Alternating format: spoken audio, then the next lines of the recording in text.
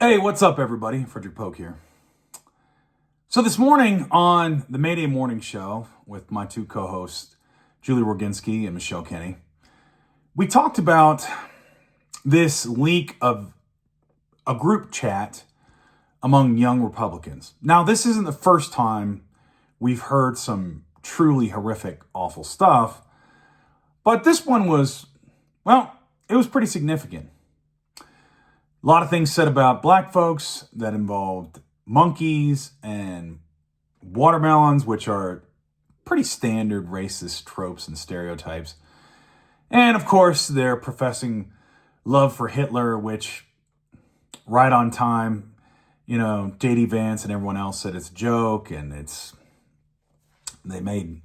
tried to brush it aside.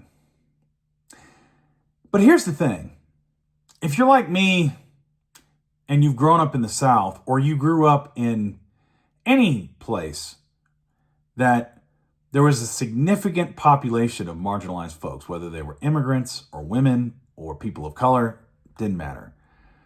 You've heard this rhetoric before. But right now, it seems, really pungent in terms of its stench. And that's because Donald Trump is now, the titular regal head of the party. He's their king.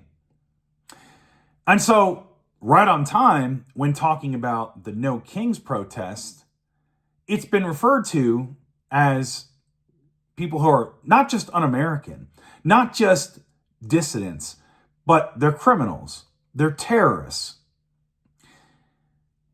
This is all part of the Republican strategy.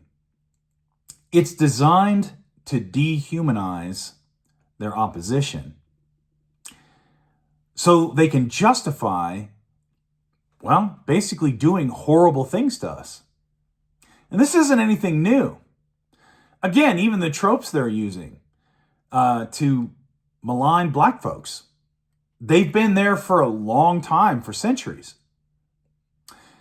Dick Cheney, back during the Bush administration, said that if you're not with us, you're with the terrorists, implying that Democrats and any of their opponents and people who were opposed to the war in Iraq or the escalation of the global war on terror were signing up with Al-Qaeda. And that rhetoric has only increased as time has gone on. Because again, this is part of a strategy. This isn't debate. It's not a joke. It shouldn't be anything to do with our politics. And yet it has. It has from the foundation of our country. Thomas Jefferson used to have a periodical, a pamphlet, or a newspaper that accused George Washington of still being loyal to King George. It accused John Adams of being a hermaphrodite. He's part of the reason we actually have slander and libel laws in this country. And you get into William Randolph Hearst and the guy who the Nobel Peace Prize is named after. Or I'm sorry, the Pulitzer, not the Nobel Peace Prize. Nobel was responsible for inventing dynamite. He felt bad, and that's why he did the Nobel Prize. But the Pulitzer, which is supposed to be about journalism, he was involved. That was because he felt guilty about the yellow journalism that he did and the slanders and outright lies that he put out into the world.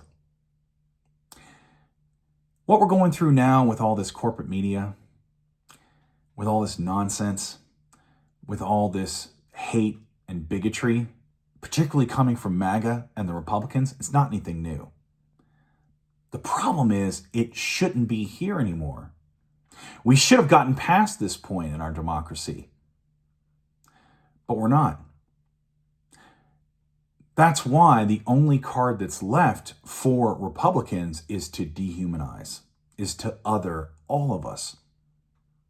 Anybody that's standing up against them.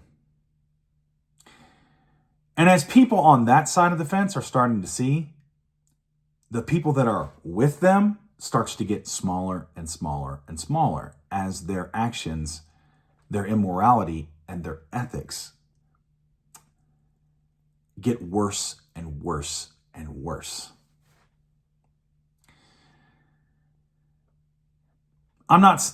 You might think I'm saying, we've seen this before, so why bother? We have to bother. We have to do something about it, because if we don't, it's just going to keep getting worse. This isn't about cancel culture. It's not about stifling free speech. It's about having consequences for those speech. It's about us as a society and as a nation and as a people saying, there's certain things that are, no, this is unacceptable. And if you engage in this kind of practice, if you engage in this kind of speech, and you engage in these activities, there's a consequence for that. There's nothing wrong with that. But these horrible people will have you convinced, or try to, that any restriction on their behavior is a curtailing of freedom, when it's not that at all. Because are you really free if you can't protest without the government calling you a terrorist and sending masked agents into your cities to round you up without due process, without warrants, without identification, without the hallmarks of a free society? No. We got to call this stuff out when we see it. We got to say it's unacceptable. We got to take a stand. Anyway, that's all I got for you. Keep the faith, defend democracy. And I'll see you later.